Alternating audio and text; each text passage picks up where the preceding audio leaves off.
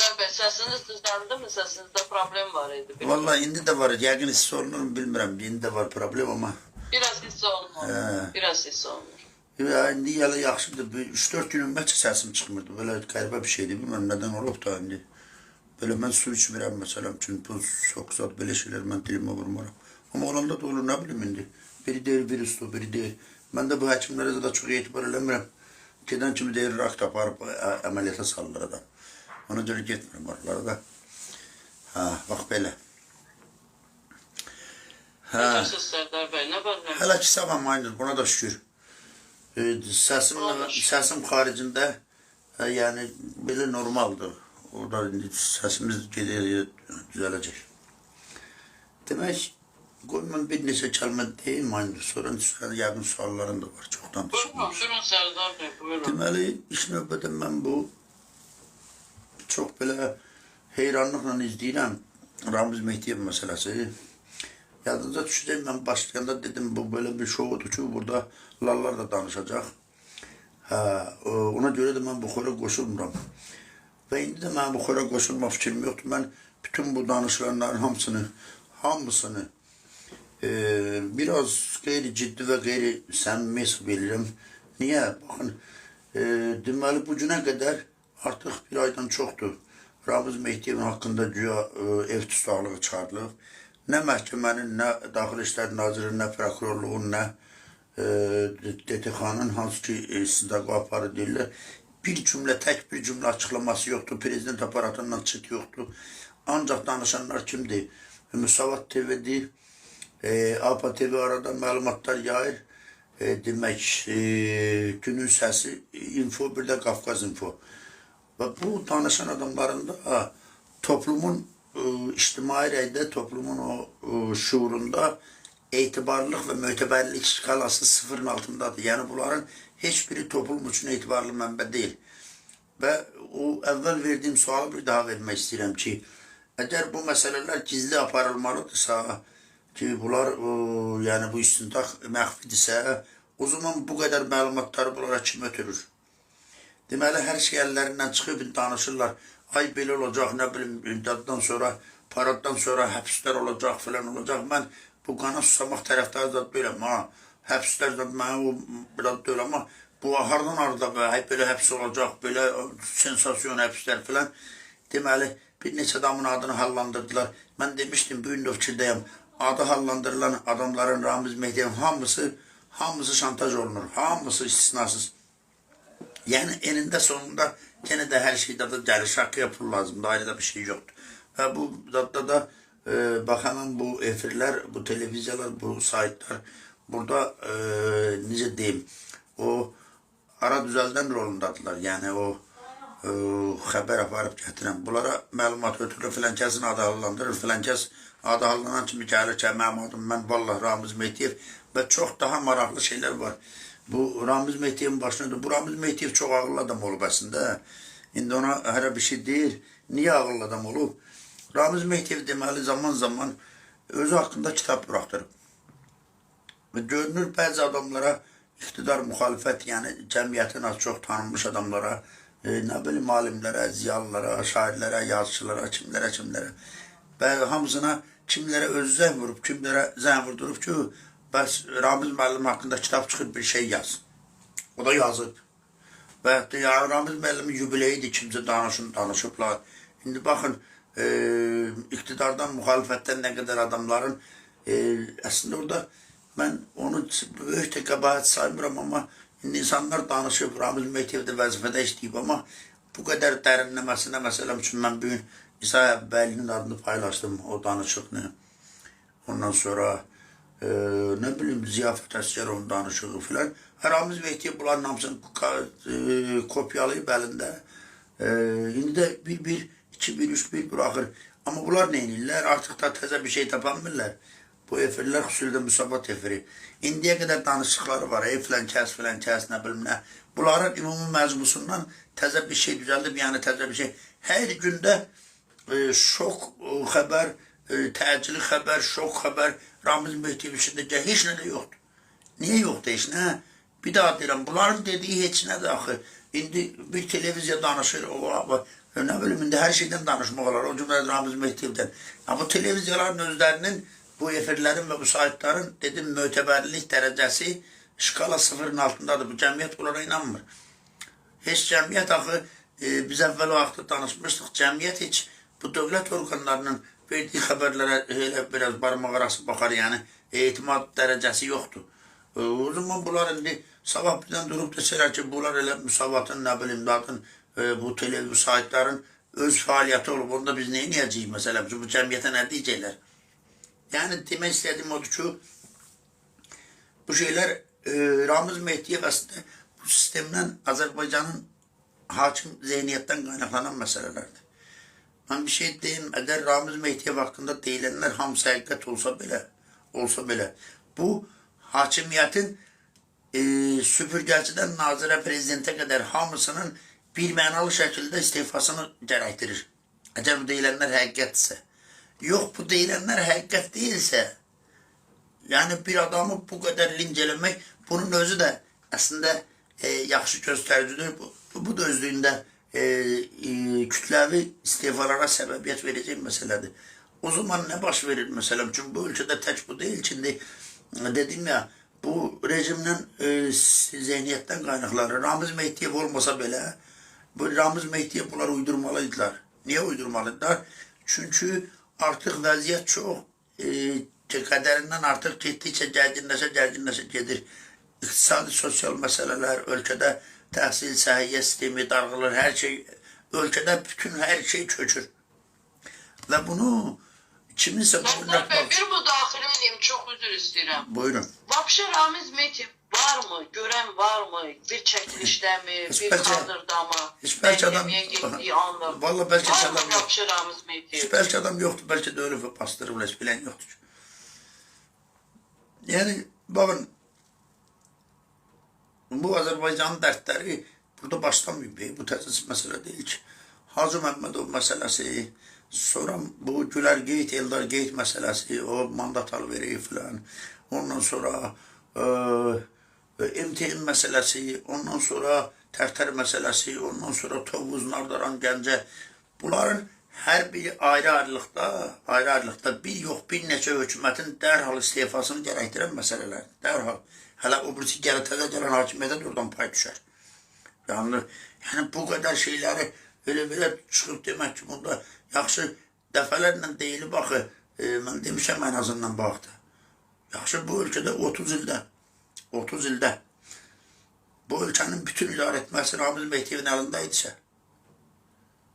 o zaman prezident indi deyirlər ki, Heydər Əliyev bilirdi ama məcbur idi, İlham Əliyev də bilirdi, məcbur idi. Yəni, o zaman ortaya ayrı sual çıxır. Bu 30 ildə, 35 ildə tökülən qanlar var, dağılan yuvalar var, sönən ocaqlar var, yüzlərlə, minlərlə, 10 minlərlə bu hər şeyini itirmiş, ailəsi dağılmış insanlar var, həbsə atılmış, qanunsuz bunların ilkəsinə həbsə atılmış minlərlə, bəlkə də 10 minlərlə adamlar var, talanmış milyonlar, milyardlar var, ölkənin iqtisadi, sosial sisteminin bu, necə deyim, tükdən asılı vəziyyətə gətirilməsi var. Bu ölkənin yaxşı, əgər bu ölkədə indi öz ağızlarından çıxanı qulaqları duyurmuş ki, bunlar nə danışırlar. Əgər 35 ildir Ramiz Mehdiyev bu ölkənin hər şeyini ipdən sapa, deməli, iynədən sapa hər şeyini dağıtmaqla məşğul olubsa, o zaman bu 30 ildə bizə oxunan bu inkişaf, tərəqqi, intibah təranələrini kimi duydururdu. Yəni, burada bir dad yoxdur. Əgər Ramiz Mehdiyev haqqında deyilənlər həqiqətsə, bu ölkədə inkişafdan söhbət gedə bilməz. Ya, yox, əgər ayrı məsələ varsa, yəni, belə biraz çobuddur, qarınların ağrısı nədir onu desinlər. Mən indi, baxın, Hacı Məmmədov Tulanda dedi ki, 70% cinayətlərin üstü açılmayıb, ancaq 30%. Mən də Asminoqun bir barmağıyam, Asminoq bardak, dedim bunu.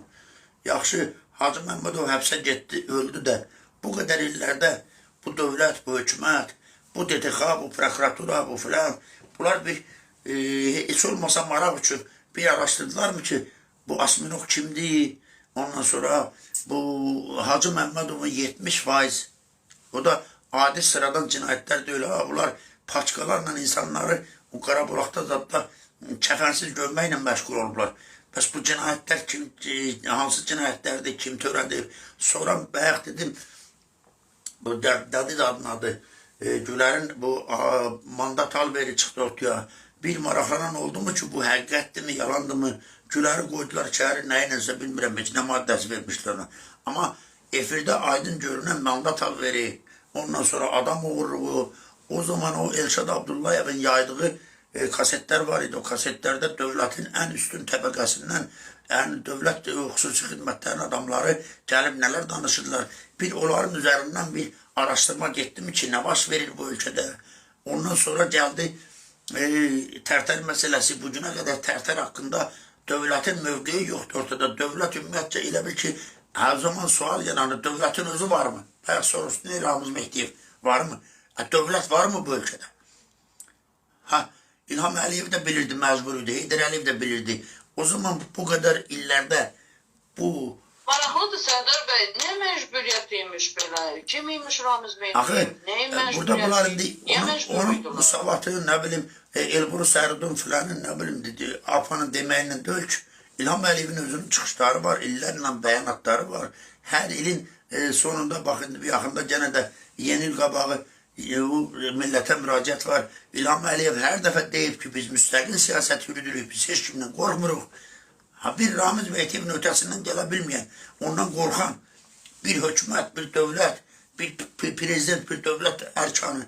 O zaman Amerika'nın, Almanya'nın, Avrupa'nın, ne bileyim dünyanın karşısında nece duruş getirebilir? Ve bunlar da o kadar da öyle yani sade şeyler değil yani. O zaman bir daha diyelim, bu kadar olmuşların mesuliyetini kim taşıyacak? Bizim bu anamız deyilen vatanın gerçek, üzr istəyirəm bu ifadəyə görə, ana vətənimizin gerçek yeri kim olub? Kim olub Bu biraz ağır söhbətdir, mən fərqindəyim, amma ayrı yol qoymurlar. Nə deyəcəksən bu cəmaat? Kim olub bu ana vətənin sahibi, bu evin kişisi kim olub? Ramiz Mehdiyev olubsa, xub, gedək. Zaten Ramiz Mehdiyevin başından dedim, Ramiz Mehdiyevin xilası yoxdur. Onu dünyanın en mahir vəkilləri bile xilas edə bilməzlər. Onu koyduk qırağa. Ama bu kadar illerde 1 il olar, 2 il olar, 5 il olar, 30 il yok ki. İndi 30 yaşa gelmiş uşaqlar birden başa düşdülər ki, bunların ata bildikleri ayrı adamıymış. Anası başka kişinin kucağındaymış. Ona ne cevap verilecek? Kim cevap verecek? Bunun bu kadar ağır sualların qabağında necə duruş getmiyorlar? Bu günləri ben istəyirəm bir şey deyim. Bu Ramiz Mehdiyevin Dövlət Şurası meselesi var ha. Valla bunu biraz da garipçiliğe sarmak da değil. Ramiz Mehdiyev ne yazıp yazmayıp ben onu bilmiyorum ama bugün bu akşam, bu gece tezdi, sabah gecdi. Bütün devlet ve hükümet organları istisnasız hamısı məktəb direktörlerinden tutmuş, JEK müdürlerinden tutmuş, ta nazirlere, baş nazire falan parlamente kadar deputat, hamı bu gece istifiyə getməlidir. Bütün kapılar bağlanmalıdır. Tek bir prezident kalmak şartıyla. O da ona göre yok ki ya bu ilk etmeli de mesela prezidentti. Ama o legitimlik, o kurulacak rejimin formal da olsa legitimliği kalsın diye prezidentin başçılığından gerçekten devlet şurası yaratılmalı. Devlet şurası da bunların istediği kim yok ha. O vaxt eləmişler 50-50'ye zat yok. Bugün hakimiyette olan, uzun iller hakimiyette olmuş tek bir adam buraya bırakıla bilmez. Bunun hamısı cinayetkardır, hamısı bellidir, hamısı da bu xitəyinə kimi o canın nədir, cinayetin içindədirlər. Toplumun etimat göstərebiləcəyi, az çox cəmiyyətdə söz sahibi olan, indi bilmirəm orada 50 nəfər deyir, 30, bilmirəm nə qədər, dəxli yoxdur. Bir fövqəladə səlahiyyətli komissiya, o QQÇP deyirlər, elə bir şey yaranmalıdır və bütün idarə etmə, dövlətin idarə etməsi bunlara təhvil verilməlidir. Bu gece ha. Ve ardınca da derhal bütün devlet kurumları bırakılmalıdır ve kapılara kıfıl açılmalıdır. Derhal parlament prezident seçkisi təyin olunmalıdır dərhal. Və bütün bu prosesləri və dövlət qurumlarının yenidən təşkil olunmasını həmin o fövqəladə komissiya həyata keçirməlidir. Ondan sonra da seçkidən sonra o fövqəladə komissiya özünü buraxmalıdır. Ayrı cürə bu ölkənin xilası yoxdur. Bax, mən burada deyirəm, bu gedişat əvvəldən, mən çox əvvəldən demişdim. Bəhlə Bəy, hansı ülkədən danışırsınız? Azərbaycandan danışıram. İndi deyəcəksən ölkə var mı? Mən nə deyim mən? Ay sağ ol. Bax. Devletçilik var mı? İdarəçilik var mı? Ona görə deyirəm, bütün hamısı bağlanmalıdır bu gecə. Hamısının qapısına qıflatı, hamısı bırakılmalıdır. Sonradan o fövqəladə komissiya həm hüquqi müstəvidə, həm siyasi müstəvidə, həm də dövlət qurumlarının bərpası müstəvisində gecə günü çalışıb işləməli və sürətlə yaxın bir ildə, bəlkə il yarıma həm seçkilər keçirilməlidir, prezident seçkisi, parlament seçkisi və bütün bunları da o fövqəladə komissiya, fövqəladə qurum təşkil eləməlidir. Ayrı cürə, mən çox əvvəldən yazmışdım ki, bax, bugün də gedən siyasət var, ha. Mən indi, bilirsən də, mənim o 2008-2009 yazılar var, indi hamı danışır elə, ağzına gücü yetməyin, hamı mütəşəkkil cinayətkar dəstədən danışır. Mən hələ o zaman da yazdım ki, bu siyasət ki var, ha, bu yürüdülən siyasət. Bu, Azərbaycanın gələcəyinə ən yaxşı halda iki gələcək perspektiv vəd edir. Bunun ən yaxşı variantı təkrar işğaldır, pis variantı ümumiyyətcə xəritədən silinməkdir.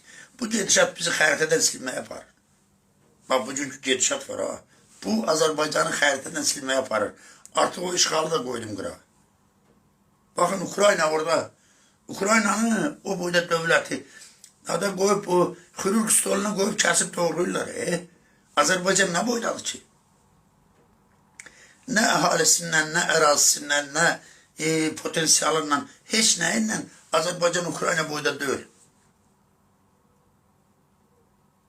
Təbii ehtiyatlarından, filanından. Anladabildin mi? O zaman Ukraynanın bu dəqiqə xirurg stolunu kəsirlər. Bu gedişat Azərbaycanı xəritədən silməyə aparır. Ölkənin içində elə vəziyyət yaradıblar ki, bu illərlə özümü öldürdüm, bağıra-bağıra dedim. Bu günləri Yeraz, Qıraz, Naxçıvan, Bakı, nə bilim, Şəki, Şirvan, bunların heçası bir-birinə salam verməyəcək həddə gətirilib. Ona görə özümü öldürdüm ki, bölücülüyə bu qədər getməyin, dərinləşdirməyin. Ağıllı adamlar, cəmiyyətin, toplumun passionar kəsimi görəvə çağırdım, dedim, kişilər, belə şey ola bilməz. Mənim üçün heç bir fərqi yoxdur. Deyirlər ki, nə bilim, bu filan kəs Yerazdır, filan kəs Naxçıvanlıdır, filan kəs Şirvanlıdır. Mən deyirəm, Allah ora bütün o vəzifədə olanlar hamısı, lap o bir kətdən olsun, demirdilər, Cömürü bütündə addır. Nədir o, nə kəndidir o? Naxçıvan bir kəndi var. Nehrəm kəndi.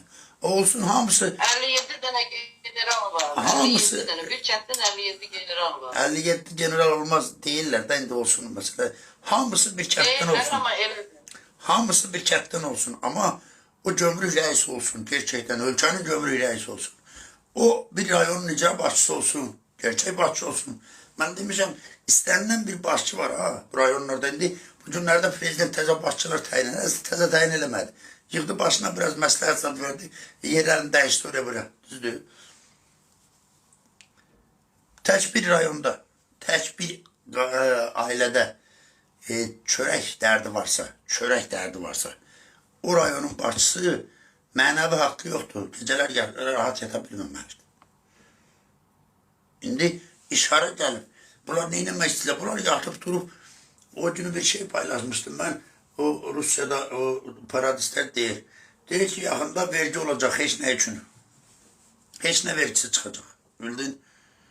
O sonra da bir də daha düşün. Cərimələr olacaq. Nə fərqi var nəyə görə? Elə cərimə edirəm səni. Bax, eynən o vəziyyət yaranıb. İndi bunlar nə deyirlər? Deyirlər ki, işləməyən adamlar ayda 16 manat zad verəcək. İcbari sığorta. Tibbi sığorta. Salam mələk. Kimin ağlıdır belə? Sərdar bəy, burada bir sual məni çox maraqlandırır. Bu 16 Mart məsələsi işsizlik. Bilirsiniz ki, Rusiyada və dünyanın hər bir yerində Azərbaycan vətəndaşı olaraq milyonlarla insanlar var. Hansı ki, illərlə həqiqətən ülkəyə dönmürlər. Bəs yaxşı, bunlar nətər olacaq? Bunlar necə ödəyəcəklər? Bunlar heç nə də ödənməyəcək. Bunlar bunların üzerine kiminki vətəndaşlığı var. Orada koyublar axı. Bəli. Deməli 16 manat ayda ödənəcək, ödəməyənlərə 10% cərimə gələcək. Onlar 10 ildən, 15 ildən, 20 ildən, 50 ildən sonra gəlib qapıdan içəri girəndə sərhəd qapısından. Yəni cərimələr toplanacaq orada. Bəli, deyəcəklər ki, sənin gələn kimi qapıdan içəri girən kimi bu qədər borcun yığılıb, ödə sonra keç. Ya gördün ki, bunlar durub, oturub gecə gündüz yol fikirləşirlər, nə eləyək, nə tər cərimələyək, nə qaraq. Bunun da əsas hədəfi nədir? O qədər ki, canını boğazına yığar ki, qaçan qaçsın, qalan da əlini qaldırıb körəli qəbul eləsin və ölkəni təhvil vermək prosesi gedir. Baxın, Türkiyədə nələr olur. Nə gəzir, üzü istəyirəm, o gün demişdim, biraz da mahirət tutdular, amma o problem yoxdur. Nə attırır Papa İznikdə? Nədir, niyə məhz İznik? Serdar bəy, min illərlə Atatürk də icazə vermir, min illərlə papalara icazə verilməyən İzmirə Papa 14-cü gəldi və bu vəsiyyətlə gəlir ki, bu həmin papadır ki, həmin papadır ki, həmin papadır ki, o tarix boyu şərqə doğru xüsusən də hər zaman Türkiyə olubdur. Türkiyədən başqa buradan da olmur ki. Xaç yürüyüşlərini təşkil edib. Həmin papa bugün gəlib, o yerdə gedib belə komandirlər hazırlıq yoxlayırlar. Artıq Böyük Orta Doğu projesinin əsas aşaması gəlib. İndi bundan sonra o qarşı tərəfin hücumları başlayacaq. Hücuma hazırlıq nə səviyyədədir? Papa onu yoxlamağa gəl. Niyə İznikə gedir? Onların da oradadır, bilirsən mərkəz oradır. İznik nədir? Orada bir 40 min əhalisi var, nə var belə bir ilçə deyil, kət kimi bir şey. Bildin? Və orada Türkiyənin dövlət ərkanı qabağında süpürgəyə dönüb. Papa Bakı'ya da gəlmiş də. Nəzirdir Papa Bakı? Papa 2 dəfə gəlib Bakı. Nəyiz gəlmişdi? Murtuz Əlasköy çarşı demiş ki, papana tərsən.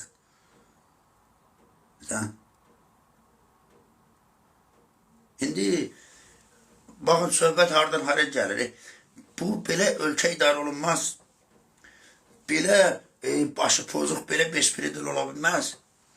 Bu milləti bu qədər, yəni son dərisinin soyub artıq iliklərini sümürmək olmaz. Bu millətin dərisi soyulub. Necə yəni işləməyən adam, dünyanın hər yerində işləməyən adama kompensasiya verirlər. İşsizlik adı verirlər. Bunlar da işləməyən adam hardan alıb verəcək? Deyək ki, bir ailədir, 4 nəfərdir, 2 oğlu, bir oğlu, bir qızı, bir arvadı, bir əri. Bu 4 də işləmir. Bunlar heç uşaqlarını, qızlarını ərə verib oğlanlarını evləndirə bilmirlər. İndi bunlar hardan alacaqlar ki, 16 manat ödəsinlər? Mənə deyin, belə ailələrin sayı 10 minlərləndir. Hardan alıb ödəyəcəklər? Bu yandan deyir, məcburiyyət yoxdur. Bu yandan da deyir, 10 manat cərimə gələcək, 10%. Nə deməkdir? Kim kimi ələ salır? Kim kimi doluyur? Bunlar rəsmən barmaqlarına deyirəm də, artıq dəri soyulub, ət gedib, indi sümükdən ilikləri sümürürlər bunlar. Bəs bu ölkə belə necə olacaq? Bu insanlar hər eşyə çıxıb çər girənə kimi 10 yerdən cərimə gəlir, 10 yerdən bu qiymətlər qalxır, hamısı gündəlik, işlənən vacib nədir? Hamısının ərzaq məhsullardır filan, yəni gündəlik işlənən, hamısının qiyməti qalxır, hər gün qalxır. İndi bu dəqiqə başlayıblar, ya pensiyadan danışırlar. İndi bəlli oldu ki, pensiya 7% qalxır. 7% qalxan pensiyanın üzərinə 70%, hələ yeni ildən sonra artımların nə qədər olacağı ilə sadəcə danışırlar. Nədir bu? Yəni kim bunlara ixtiyar verib? Bunlar o ixtiyarı hardan alırlar ki, bu milləti belə son deyək ki, damarından iliklərini sormağa qədər gedə bilsinlər. Nədir bunların məqsədi? Bu xalqa nə veriblər alam, bu xalq bunlara nə inəyib ki? Görün, bir daha deyirəm, bax, o Hacı Məmmədovdan üzü bərəl, ondan qabağa da çox şeylər, o boş verin də. Hacı Məmmədovdan üzü bərəl, nələr olmayıb bu ölkədə? Nələr olmayıb? Dövlətin Geçen defa dedim, devlet Tanrı kimidir? Sen onu hiç yerde görünmezsin. Seninle yüze gelmir, seninle görüşmür, el tutmur, salam. Ama devlet her şeyi görür. Ve devlet olan yerde prezidentten tuttun tacik müdürüne, ne bileyim, o məktəb direktoruna, məktəblərdə vəziyyətində bir əldə bəlkə danışdım hələ. Hə? Devletin məktəbini bu günə salmaq olardım. Devletin səhiyyəsini belə məhv eləmək olardım. Devletin ordusuna tərtərdə olan aqibəti yaşatmaq olardım. Devletin vətəndaşına, devletin analarını bu küçələrdə mələdib, mələr qoyub, səsini Allahın haqqın dərgahına çıxardıb, hamısı qulağını tıxıya bilərdim. Qulaqların dibindən çəkib çıxardardı devlet. Devlet dedim Tanrı kimidir. Heç yerdə görünmür, ama özü her şeyi görür. İstənilən aşamada haqsızın karşısında, haqlının arkasında olur. O devlet dediğin odur.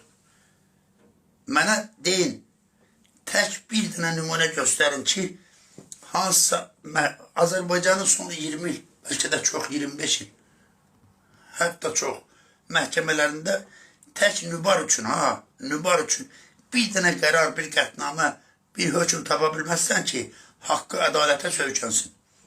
Prokurorun vicdanına, hakimin ləyaqətinə söykənən bir qərar yoxdur. Mən demişəm burada, o biz nətərdir?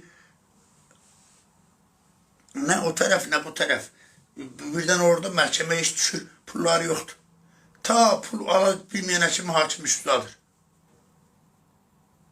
Demişəm də o deyir ki, hakim neynəsin? Dedim ki, hakim bir həftədə saxlasın, görək neynəyir. Pul yoxdur. Belə ölkə olur, belə dövlət olur. Kimdir bunun başında duran, ayağında duran? Kimdir bunu idarə edən? Doğrudan mı? Mən gene deyirəm, mən heç kimi aşağılamaq fikrim yoxdur. İlham Əliyevə qulaq asırsan, yəni adam deyir belə, ayaqda. Bu yandan da baxırsan,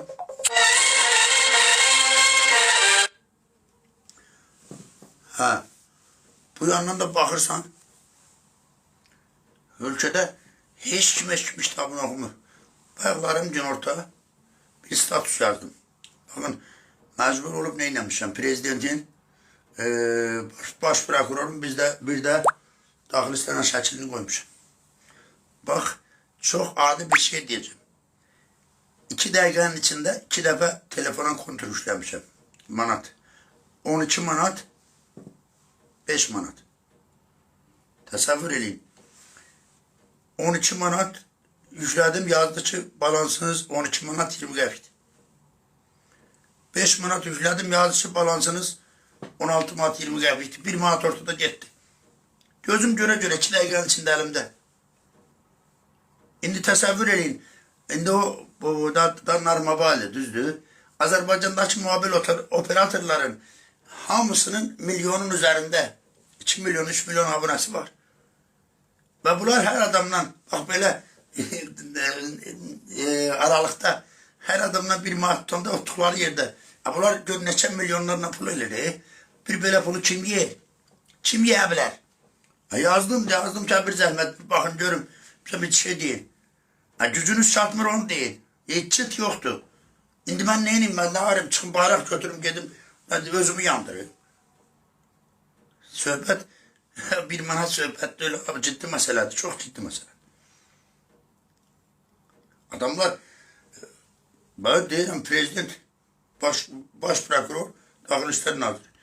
Qardaş, siz məni qorumalısınız bu qalusurlu oğrulardan. Mən gedib birinin əlimi salıb cibindən 1 manat çıxarsam, mənim başıma gör, nə oynayacaqsınız? Bunlar hər ay milyonlarla, gündə hər gün o neçə milyon abunəsi var, hərəsindən 1 manat uğrasa gör, nə qədər pul edir. Biz bu qədər oğruların əlində bizi niyə qoyublar? Hanı bu dövlət, məni niyə qoruya bilmir bu dövlət? Və bu tək mən deyiləm. Və tək 1 manat deyil. Bu qədər boş-boşuna cərimələr, yerli-yersiz insanların şərrəmələrlə filan, nə istəyirlər? Nə istəyirsə, nə verib siz alamış? İlham Əliyev, bu ölkədə sən boşa düşmədin. Qardaş, ya indi əlin qaldır, denən ki, bacarmadım, çıx get. Ya da irəli dur, bu ölkəni idarə elə. Çətindir ölkəni idarə eləmək. Quramız Mehdi Evzad var, ha, belələri də o filan filan. Elə şeylərdən qorxmaq lazım deyil. Heydər Əliyev göstərdi, bir gecədə çağırdı cəmaatı, 2000 adam gəldi. İstənilən o Rusiyanın ajanı bilmirəm, İranın agenti bilmirəm, Amerikanın, Almaniyanın adamı bilmirəm. Millətə müraciət edirsən, millət 20 dəqiqə həll edir. Gəlirsən ki, idarə də yoxdur, yerində süpürüblər, heç nəyə də yoxdur. O zaman hamı da tabi olacaq. Bu millət onun üçündür da. Yaxşı, sən deyirsən, 90% səz verirlər, düzdür. 90% arxasında gücü olan prezident ölkə bu səviyyədə olmamalıdır axı. Bu zaman nə baş verir? Bir daha deyirəm, mən belə qorxacaq yerimdə adım yoxdur ki.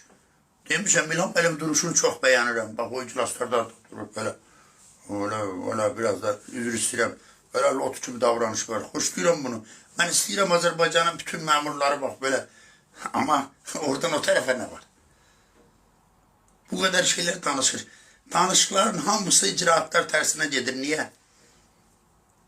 Bunun məsuliyyəti kimin üzərində? Kim məsuliyyət daşımalıdır?